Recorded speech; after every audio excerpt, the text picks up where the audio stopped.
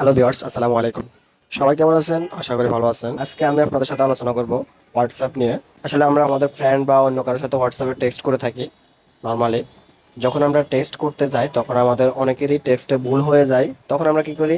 সিম্পলভাবে টেক্সটটা ডিলিট করে ফেলি। এখন আমরা ছোট্ট একটা কাজ করতে পারি, যেটা হচ্ছে আপনার পুরো মেসেজ ডিলিট না করে মেসেজটা সুন্দরভাবে আপনি এডিট করে আবারও পুনরায় পাঠিয়ে দিতে পারবেন। তো সেটা কিভাবে করব আমরা আজকের এই ভিডিওতে দেখব। তো ফার্স্ট অফ অল আমি চলে যাচ্ছি হচ্ছে হোয়াটসঅ্যাপে। আপনাদের যাদের হোয়াটসঅ্যাপ নাই, আপনারা হোয়াটসঅ্যাপটা গুগল প্লে স্টোর থেকে ইনস্টল করে নেবেন। তো প্রথমত আমরা একজনকে একটা মেসেজ সেন্ড করি। আমি এখানে ভুল মেসেজটা লিখলাম, আপনি কই আসাম। আমি এটা ভুলবশত সেন্ড করে দিলাম। এখান থেকে সেন্ড করার পর এখন আমি পুনরায় মেসেজটা পড়ে দেখলাম যে মেসেজটা এখানে ভুল লিখছি আমি। তখন আপনি এই মেসেজটা কি করবেন, এখানে ট্যাব দিয়ে ধরে রেখে এখান থেকে উপরে ডান কর্নার থ্রি ডট মেনুতে একটা ক্লিক করবেন।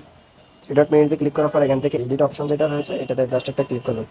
এটাতে ক্লিক করার পর আপনি এখান থেকে এই যে আসেন এই জিনিসটা আবার পুনরায় ঠিক করে দেবেন। আপনার মেসেজটা ঠিক হয়ে যাবে।